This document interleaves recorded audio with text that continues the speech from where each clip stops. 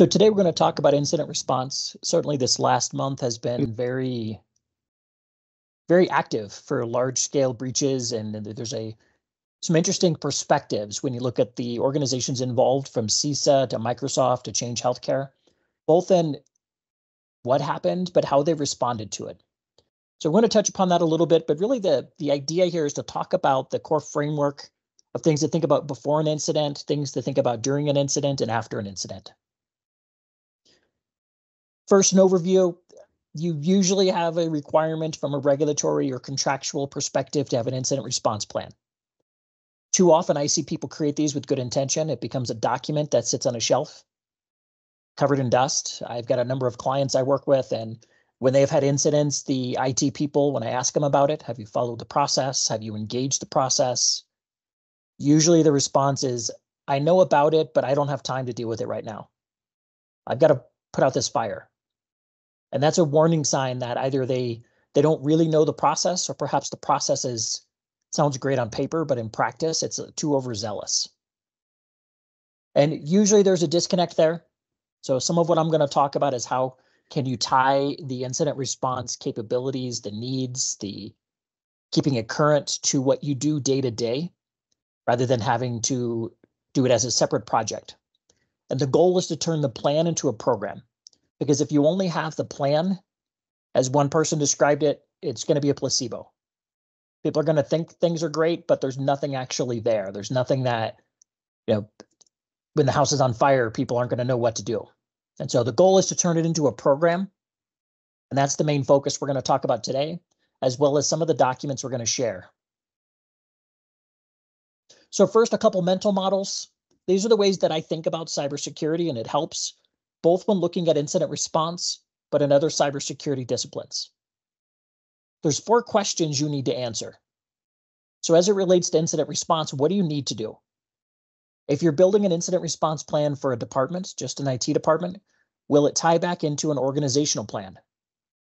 Are you building it for the entire community, maybe for a town or for a city or for a school district? Will there be other people that have their own plans? Do you depend upon vendors? Knowing the scope of what you need to achieve helps you determine whether you need to do something that may come out in dozens of pages or maybe in 2 pages. I've got an upper education client I work with. Their incident response plan is less than 3 pages. It's about 2.5. Because one, they've only got a couple people, but they also tie back into the organizational plan. The second part, to what extent do you need to do it? If we think about a continuum, on one end, there's Fort Knox, and the other, there's a tree fort. There's a lot of difference between those two when it comes to security, incident response, the monitoring, all of those sorts of things. If you run an organization where you don't do 24/7, if you're in healthcare, your incident response plan is probably very different than if you are a school system. Whether that's because of the hours that you need to be available, because of it's easier for a school to cancel school if there's something that happened than it is for a hospital to stop services. How do you know when it has been done, and how do you prove it? Just having the plan isn't enough. We're going to talk about ways that you can validate information during upgrades, during contract renewals, and then gathering data to prove it helps both with compliance, but also finding gaps in the plan. There are multiple phases during an incident response plan, as we've touched upon, the before, during, and after. Most people focus on the during. There's plenty you can do before to mitigate the impact of an incident, but where I often see people fall down is the after. Usually they get so exhausted on the before and the during that after it happens, they're just ready to say, we're done, let's move on, let's stop talking about this. But there's often cleanup that has to be done. There's documentation, there's perhaps providing evidence to your stakeholders that here's why we know we cleaned it up. Here's how we know that we got the bad guys out of the environment, or that we reduced the chance of this thing happening again.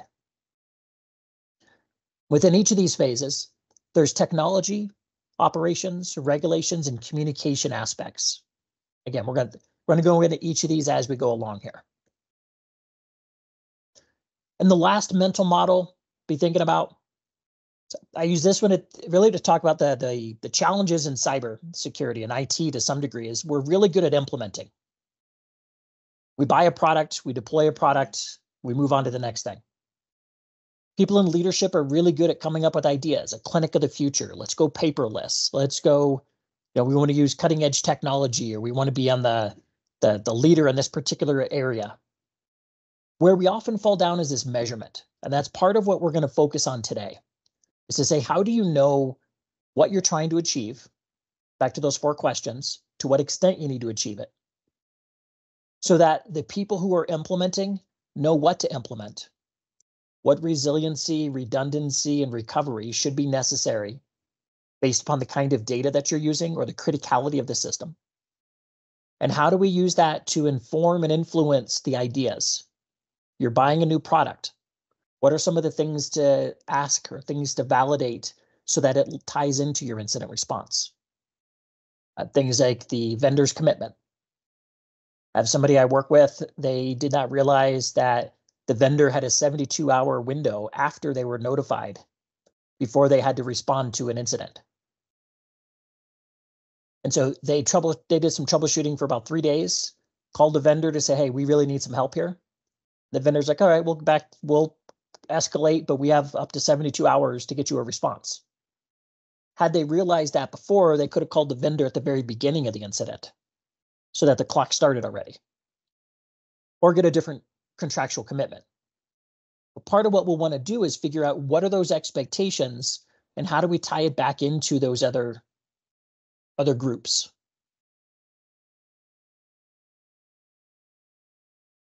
So again, if you have any questions throughout this, please just throw them out. Before an incident, some of the most common issues I see when working with incident response plans in organizations is the understanding the scope of what they need to do,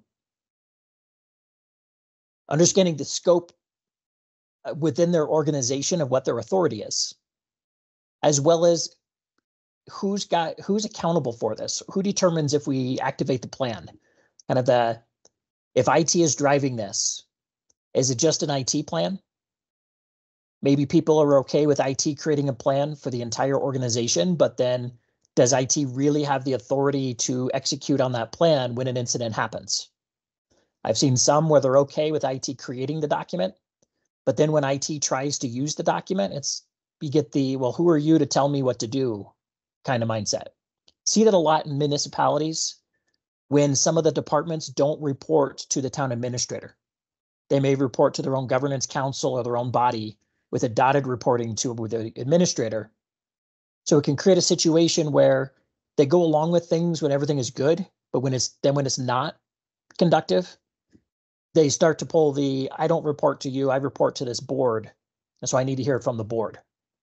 It's good to figure those things out in advance. Good to think about if a really big issue happens, is the IT plan going to be superseded by an organizational plan or a town plan, something that is outside of IT, so that you know where you fit into that conversation.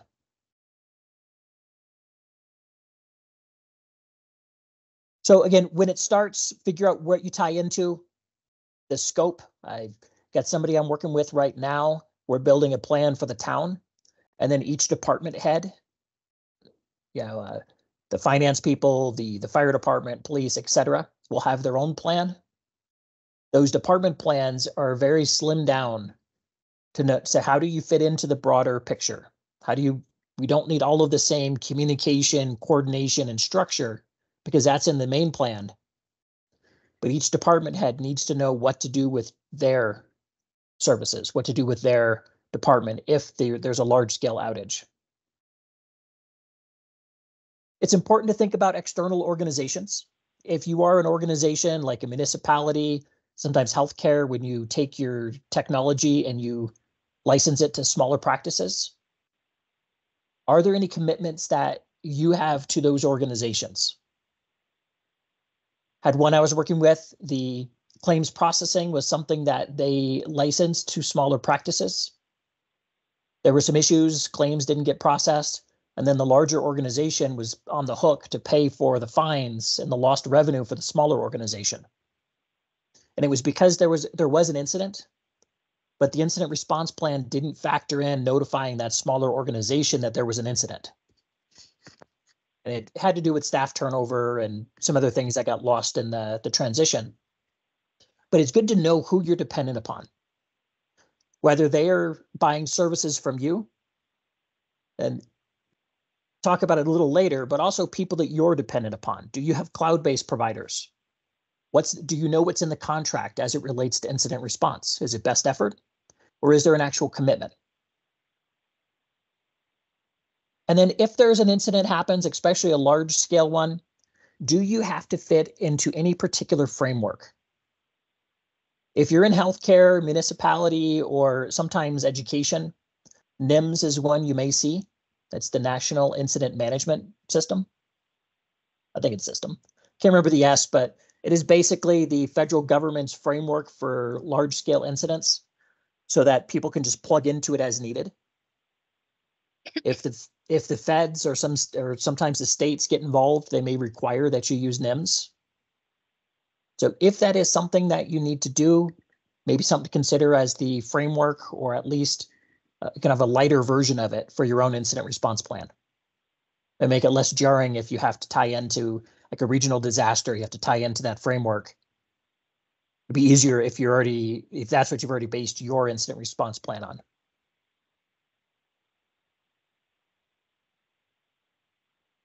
Engaging the incident response plan is typically a place where IT falls down. And that the incident response plan is normally this big thing. It's this large undertaking you got to spin it up. You got to start communicating to people. You got to start gathering documentation. That's usually how it's built. So when IT is working on something, usually it's heads down. I got to fix this, put out the fire, move on to the next thing. But when does it become an incident, even if it's a low priority incident, where you now need to communicate it to people? Had a guy, really smart guy, had been working in IT for probably close to 20 years by the time this happened. And on one Friday night, he decided he did not like how something in the infrastructure was done, so he decided to fix it. No communication to anybody, no tickets, no documentation. He just took the system down and decided to fix it. And then he called me at one point saying, I've been on the phone with Microsoft for 4 hours and we don't know how to fix this. We don't know how to fix what I did. Many problems with that. Part of which was, why did it take you 4 hours on the phone with Microsoft before you told somebody that you took this system down? But at what point does the event become an incident? And terminology becomes important, especially with municipalities and some other organizations where you may have a requirement to report any incident. But when you first see a log or you first see something happen, is it really an incident from a cybersecurity perspective, or it's an event that we're investigating? And then once we define it as an incident because of what we found, now we have to communicate it to people. You may have situations where people are working on something, not realizing it needs to be communicated. And then again, they're fixing it, they're progressing with the issue, but you haven't told the accountable parties this thing happened, and then we're working on it, we're tracking the issue. You do want to consider whether the definition of an incident, an event, as well as engaging of the plan changes based upon what's involved. You might have a higher sensitivity if it's criminal justice information or healthcare information than you would if it's something that is potentially public or is commonly under a FOIA. And then be thinking about your insurance provider. During an incident, they will be thinking about you. I often found value in calling them up when I wasn't sure to say, here's what happened. Here's what I'm thinking to do. Is there any feedback you have? And I found over time that it helped me build up a good relationship with the insurance carrier so that when I had a larger incident, they were more comfortable with letting me run the show rather than trying to come in and take it over from me. Because we'd already had those conversations around, here's what I'm planning to do, here's what happened, here's what I did and why I think it's resolved.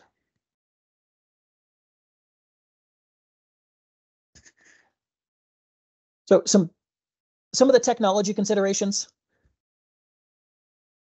Your backups, your containment plans, probably two of the most important technical controls and the technical capabilities you'll want to make sure that they're working.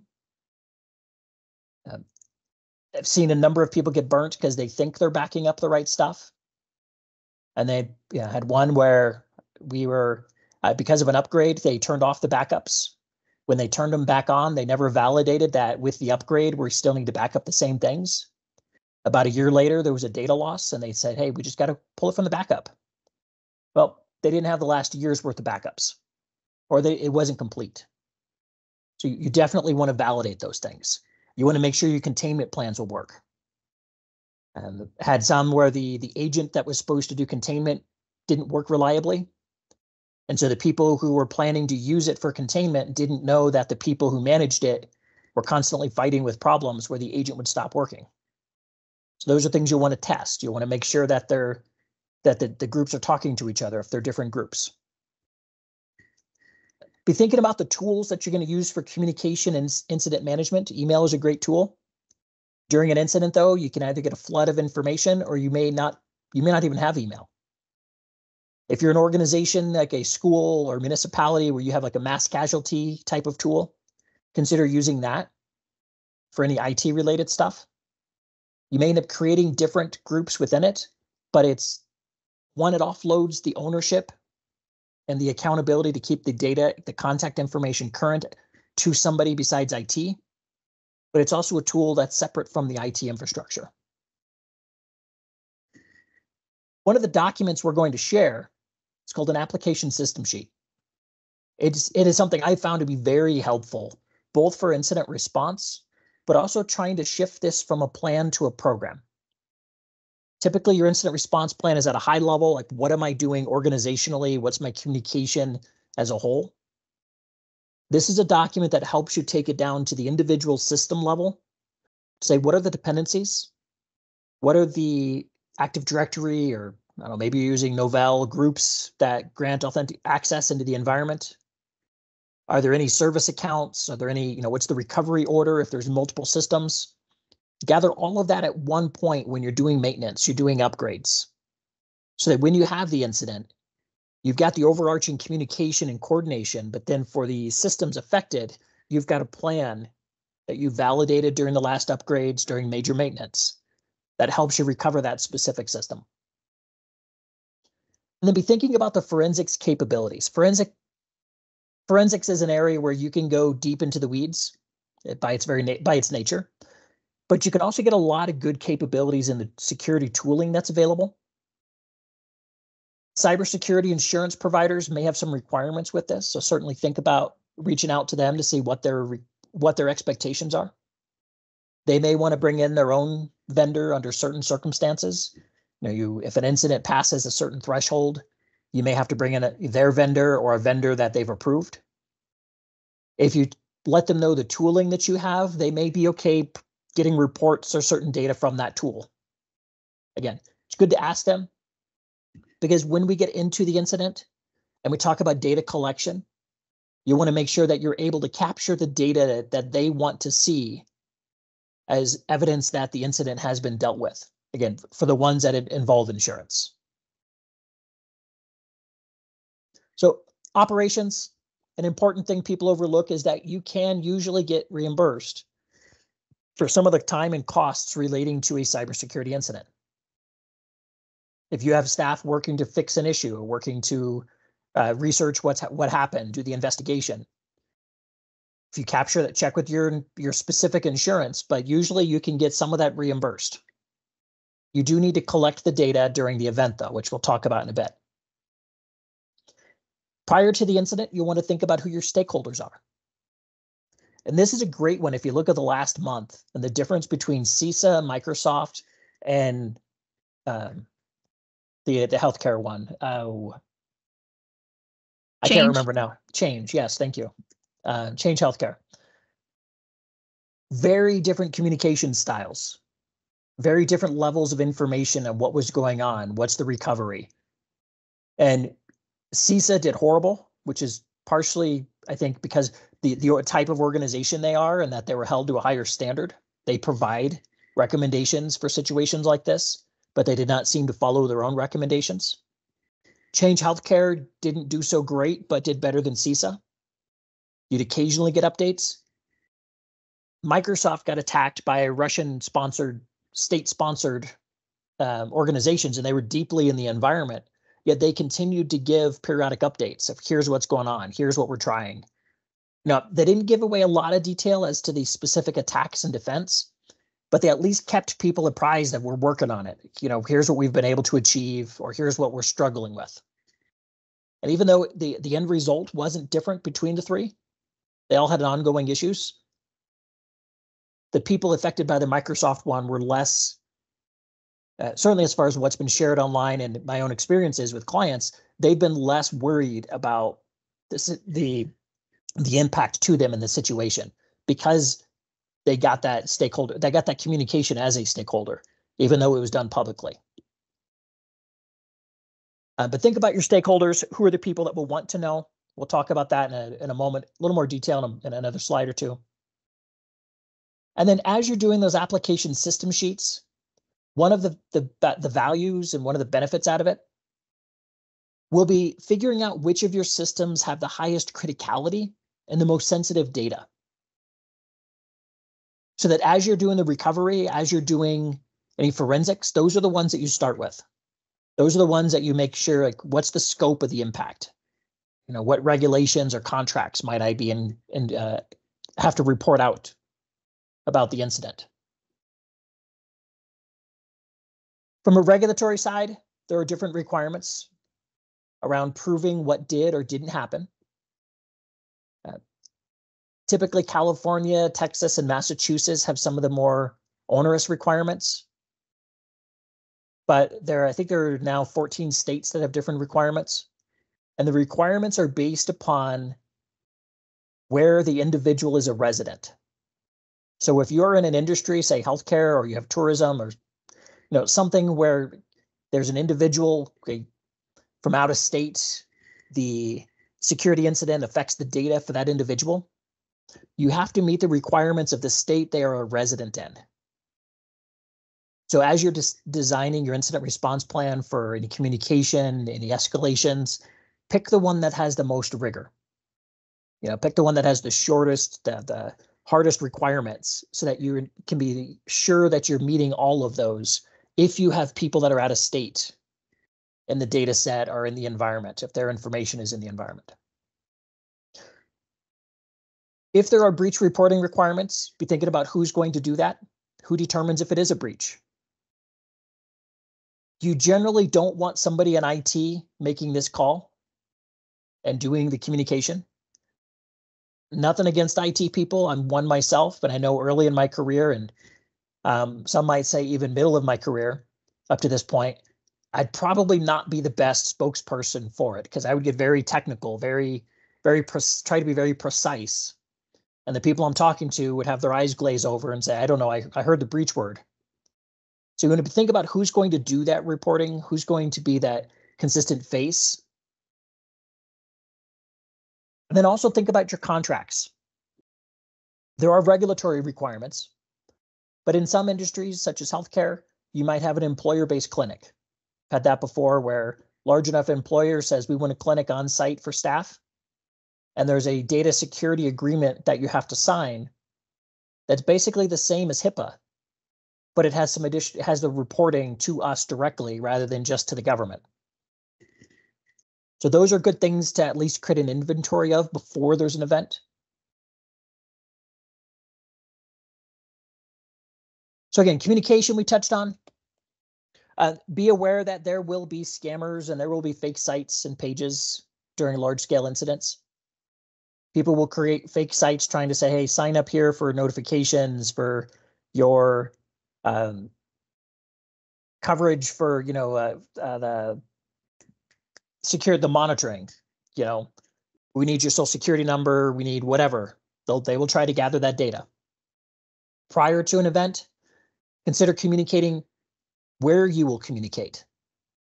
If we have an outage, here are the approved places that we're going to send information through. Usually have marketing on that, marketing communications. They should have a list of all of your channels. As you have those updates, if you have a primary Facebook group or a primary social media page, any of those secondary ones should do the updates, but also point back to the primary. You'll want to be sure that the people who are going to do the communication know that they're communicating. Often find that during an incident, people are running around, and the person who gets put in front of the cameras may not know that they're the person who's going to go in front of the camera. This is usually part of a crisis communication plan. Template out what you're going to say, who you're going to say it to, the medium through which you're going to say it, and who is going to say it. So you may say in a healthcare, this is going to go to this group through social media from the chief nursing officer as the primary, with the hospital supervisor as the backup. Just particular roles. And then go talk to those people, make sure they're comfortable with it. Fun exercise I did with some high school students and some college students that were in journalism was we would record people who were approved to do the communication, treat it like a news conference, and then let them see how they were in that communication. Not to make fun of anybody or find fault, but let them see how comfortable they looked, how certain were they, how much did they stay on script versus going off script. And oftentimes they would be surprised at how they were in that recording compared to how they thought they would be. But it helped them get more, that practice would help them get more comfortable and point out, here's where I was uncomfortable. Here's what I didn't understand for what I was given in the communication. Or are they just the wrong person? Maybe great people, but if they're an extreme introvert and they're not comfortable getting up and talking publicly, may not be the person you want to have as the face for that audience. Before I go, any questions on before an incident? Trying to keep a good pace so that we can, I don't go too far over. But if you have them, throw them out. Kirsten will jump in with them, or maybe save them to the end. I don't know, whichever works. You can pull them in at any time. All right.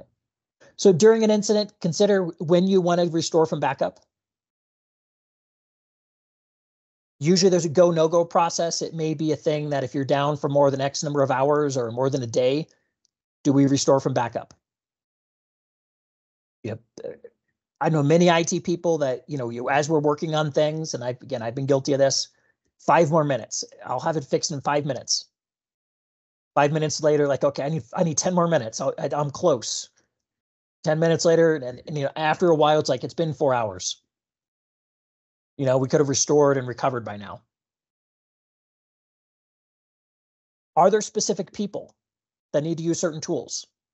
Seen some where, because of the nature of the tool, it required a specific skill set that only 1 or 2 people knew how to really use, making sure that they're not assigned to other duties. Especially when it comes to the forensics, or it comes to what really happened, how do we recover? You want to make sure that either the vendors have the capability to help, or that you have enough capacity internally if those people might be unavailable. Talked a little bit about time tracking. Usually have somebody outside of IT be accountable for collecting that. I often find like an administrative assistant, executive assistant, office manager, somebody in that kind of role, where you can email them or send in printed timesheets so they can at least collect it. They may do nothing other than collect it, but there's a central point for people to report their time. Again, think about the communications operationally. Who are the different groups that you would communicate to? I'd like to have meetings at 10 and 2. Sometimes people do different, earlier or later. The reason for 10 is at the beginning, what happened overnight, if there was any tasks that we tried to do for resolution, were they done, gather data. And certainly for the first week or 2, the meetings are in person or virtual. Like you call in, like where you want to be able to see people. After, if it's something that goes on for multiple weeks, after the first few weeks, maybe you do some by email. But for the first week or 2, either in person or virtual. And then 2 p.m. meetings are to say, did we achieve the goals that we set out for recovery today? What do we need to do over the evening? Who's accountable? like what's that transition, and you got some time to work on that before people leave, in case anything comes up, and then report back again at 10. Those are just times I have found to work. The idea, though, is really have 2 check-ins a day. Initially in person or virtual, and then later on, as you get into the routine, perhaps it's by email, assuming email's working. As you're going through the incident, you'll want to track the compliance from a regulatory perspective. Did you have to bring in somebody to access the recovery? And then, there's an emergency clearance. Yeah, you couldn't do a full background check. You couldn't do a full provider credentialing process. So you had to do a quick way, or maybe there's government people who showed up to help with a regional issue. But you may have to report out, here are the people we gave access to. Consider who will be doing that. It's not something IT should do. IT may need to provide data into the process, but this is not normally something IT would be focused on tracking during an incident. Where are you going to store the data? Again, if you have access to the internet, you could set up just any online file sharing, as long as you restrict it, if your core systems are down. But someplace where you can gather the evidence to say, here are the forensics, here's the result of the forensics that we ran, the queries that we ran, the tools that we used. Here's the person who ran them. Here's the test that we did. So that you have the timeline, you have the data, and you can use that to prove that there wasn't a breach, or that you did follow up with any regulatory or contractual requirements. And then keep in mind, from a communication on the regulatory side, there are requirements for notification. There's some rules pending that could set it at 72 hours for certain government agencies. Usually your insurance will have something similar. My preference for this is to have one person that's the core individual responsible for all of that external communication from a regulatory or contractual perspective. It helps ensure that you're saying the same message. You don't have a situation where you tell insurance one thing, you tell the Office of Civil Rights something else, and maybe a third party some other variation. You can keep the same message. From a communications, normally there's an incident manager. The incident manager needs to be somebody who can clear schedules. I've seen it a few times where the incident managers, in one case, it's a deputy town administrator. For one of the people I'm working with, the problem is the deputy town administrator doesn't have the authority to clear the schedules of the department heads. So if there's an incident, the department heads can just ignore them, or then sometimes they do. So in that case, even if they normally don't have the authority during an incident where the plan has been activated, they need to be given the authority, because they need to be able to pull people in as necessary. Having drafts of messages are important. Don't wait until it needs to go out to send it. The consistent, repeatable communication is an important part to any incident. That's usually where people fall down. The technical pieces get done. The problem is that people are so focused on the technical remediation that they don't communicate. Or the people who want to communicate don't know what to communicate. So when there's an incident, I like to set a cadence early on to say, here's when we will communicate. Like we're publicly telling you, there will be a communication every 4 hours, or at, after we have these meetings at 10 and 2, we'll give you an update. And then establish that central hub, knowing that there will be scams. There will be people trying to take advantage of things. There will be a lot of uncertainty and rumors that float around. What you really want to avoid with this one in part is where people with good intention, besides the scammers, people with good intention start their own communication. And then they may miscommunicate or not have the whole picture when they're giving that public communication. Are we on time? Right. So after an incident, a big thing I see here is that IT people, again, we're really good at fixing stuff. We jump in, we type commands, we're troubleshooting. Okay, it's working, hands off the keyboard. Don't touch it. Everything's back to normal. And then you may look at that and say, well, what did we do? Who all was in there making changes? what change was the one that got it working again? Sometimes that's clear, but people may not have a record of all of the things that they changed. So as you go along, certainly if email is up, if not, I've done it with a Google Doc, just some common file that we can share to say, here are the troubleshooting steps that we're doing, where we can collectively put it into that same conversation or same thread. And then after we get everything recovered, what do we need to put back to normal to undo the troubleshooting that we did? Or if we put a temporary fix in, do we need to take that away later? You may have a vendor or somebody that gave you temporary licensing or a temporary approval for a tool to help with forensics or recovery. Is that going to stay in your environment? Or do you need to take it out at some point in the future? It's also important to think about what didn't work. Was there something you expected, like with your containment or your backups or communication tool, that now that the incident has passed, you say, look, that wasn't as great as we thought it would be. It's a good time to capture those things so that as you're reviewing the application system sheets, as you're reviewing the incident response plans, you can start to work those into the process to say, this didn't work as we expected. Was it because of how we were using it? Because our expectations were off? Or maybe the tool changed from when we first bought it. The vendor got rid of some functionality and we didn't realize it. In the case of operations, definitely check to see if insurance will cover it, if you have insurance. If you've got those paper records, do you now put them digitally? You may have a requirement in some cases that goes back like 6 years to retain some of those records. Are you going to retain them in a paper form? Or do you want to scan them in and put them somewhere on a file share inside of some document management tool? I'm a fan of celebrating, sometimes even literally. Like, yes, something bad happened, but a lot of people probably spend a lot of time working after hours, weekends, evenings, whatever, to help fix it. When the dust settles, whether it's pizza parties, something else, use that as the opportunity to bring people together. Talk about what we can do to improve, not a blame game, but how do we advance this, and to thank them for the time that they put into it. And I've had mixed opinions on this. Some just want to move past it and don't want to celebrate that something bad happened. To me, it's more about celebrating that, the fact that you got past what happened and then you learned from it. And thanks for the time you put in. How do we move forward? But I have had some people that were very much against that. Depends on your culture.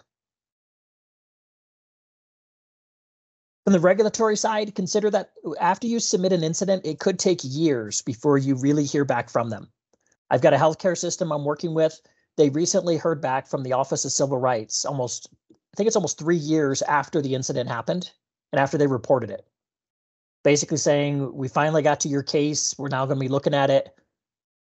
Here's some information that we need from 3 years ago.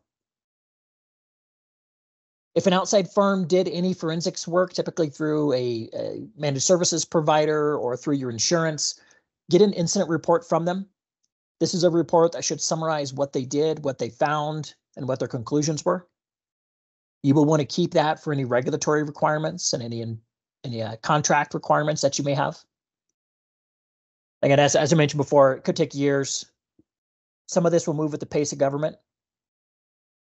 In the case of healthcare, at least, there's a 6-year window that you have to have data for. Similar ones for CGIS and for some other requirements. Make sure that you've got a plan for where you're going to put that data. What you don't want to have happen, it happened to me once, was IT people with good intentions looked at a file share and said, this data has not been touched in years. We're going to delete it. Our policy is that any files that have not been opened or modified in the last 24 months can be deleted. I needed to keep the data for 6 years, but I'm not going to open it up every year. Thankfully, it was on backup. But you want to make sure that the data you keep is in a place where it's not going to get deleted because it hasn't been touched.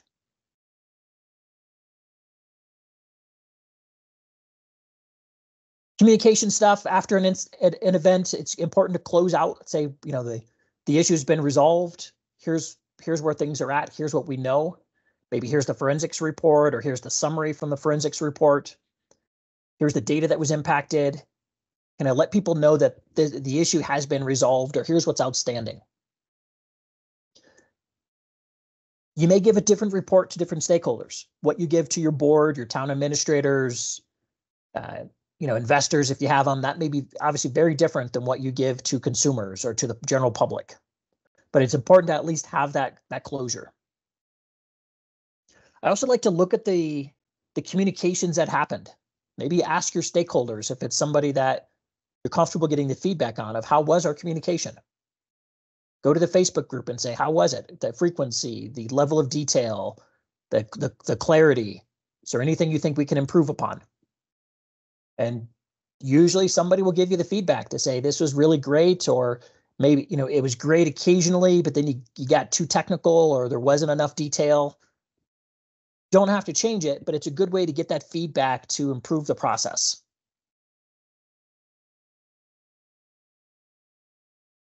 And before I switch to that, any questions before I get to in this part here? An important piece to this is taking some of these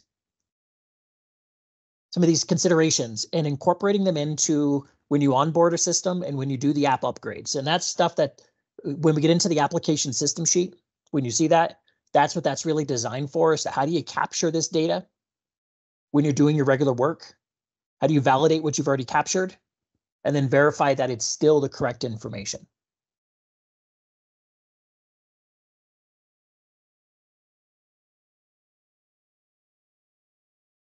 Any questions for Wayne? Go ahead and pull them in the chat, or you can unmute yourself. Looks like David did have one in the chat. Do you have any tips for driving engagement with non-IT business units that have, got a notification on my screen, that have a role in the IRP? So a couple ways I approach that. One is with the application system sheet. I like to hold everybody accountable for completing it, regardless of what department. So if it's a vendor hosted, if it's hosted in a department, you still have to complete that. That will capture a bunch of data that's useful for the incident response plan. When it comes to activating the incident response plan, for larger organizations, there's typically an organizational plan, and then there's individual department plans. And there's usually the expectation of having the departments complete it. They don't always do it. One town I'm currently working with, we've had a few departments that refuse to do their department plans. So what IT is going to do, and it's communicated early, is that the prioritization for recovery and for investment in the technology will be based upon, like, you're basically going through this process. And so if you choose not to go through this process, we're going to give you the lowest possible priority for recovery if there's a major incident. And that's been very helpful to get people engaged to say, if it's critical, you got to tell us. Otherwise, no response is you telling us that this is no big deal. We got it. We don't need anything from IT. And carrot and stick, that approach has been helpful getting people engaged, because then they know that if something bad happens, you chose not to participate in the process.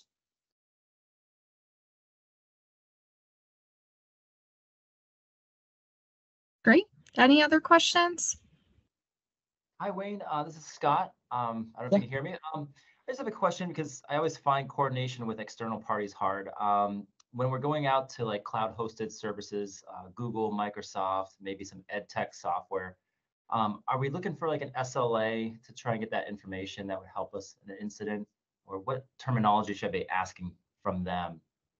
So the things I like to look for, one is if you ask for an SLA, that's usually a pretty standard service level agreement, a standard way of getting to it. I like to find out if there's any commitments for recovery. A couple of them that I found common are, you either have to pay for a specific level in the contract to get a commitment. Oracle's notorious for that, where if you get their standard purchase, it's best effort. If you want a commitment on the recovery, then you have to pay a special premium for your contract. The other one to look for is if there's anything with the system that's tied to, say, the license. Seen some in healthcare where the interface engine that kind of glues everything together. The license was tied to the IP address, kind of like the old Banyan Vines, where you had a hasp on the back of the, a serial port hasp on the back of the machine, where if you have to do a recovery, how long does it take for me to get a new license? Because if I have to build at a new location and I may not have the same exact IP address, do I now have to wait 3 or 4 days to get a new license before I can install onto that new location? So I'd like to look for things like that. How long does it, what's tied to a license? How long does it take to get a new license? And then what is that SLA or that commitment from the organization? Okay, thank you. You're welcome. One of the challenges you may encounter with third parties is finger pointing. I do see that a lot. There's unfortunately no good way to get past that. Hey, it's not our system, it's something on your side. And you're like, well, no, here's the troubleshooting. Just relationship building. That is a challenge we encounter at times of nobody wants to say, maybe it is my fault, maybe it is on my end. But again, there's no good contractual way to get through that. None that I've found anyway. Yeah, I also find like there's limitations in some of these systems. It might be how much logging they keep. Exactly. Some providers know that we have to retain logs for 7 years, so they're going to have logs for 7 years. Others are going to say, well, you can pay for 3 months, or you can pay for 9 months, and then along comes an investigation that maybe required a year's worth of logs. So it's tricky, in that sense as well. It can be, and that's where certainly as you're doing your third-party risk assessments and you're doing, when you're doing the intake, some of the questions to ask that may be part of the risk you look at. And IT may not be able to tell organizations you can't buy this product, but you may be able to point out that for what the vendor has told me, what you're buying, this does not meet these requirements.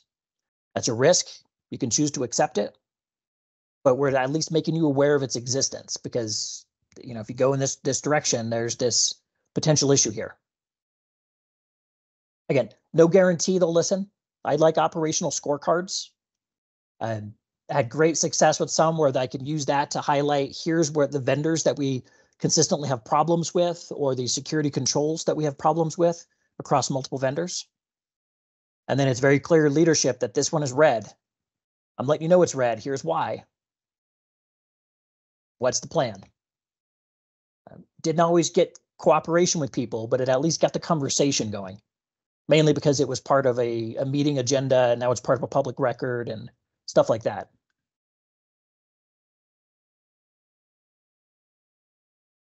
Any other questions?